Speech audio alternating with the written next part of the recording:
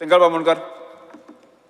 Speaker sir, fear and anxiety in the minds of the people residing in the buildings belonging to Goa Housing Board at Baina in Murmagaon constituency. As the entire building blocks are in a dilapidated condition and have become unsafe. There are about 32 flats which are fully occupied. The residents have been complaining to Goa Housing Board about the sorry state of this building. But till date, no action have been taken. Steps the government intend to take in this matter. Speaker sir, यो 50 वर्षाची building यो 50 वर्षां जावन गेली. हे total 32 flat आसा. Yes. Total जर एका फ्लॅटान 4 family रावता 1400 family रावता सर. लोक रावता. खबर आसा एक मिनिट. आणि वचून MD आणि चेअरमॅन आमच्या हाऊसिंग बोर्ड आसा तांकां मेळचें हो विशय डिस्कस केला.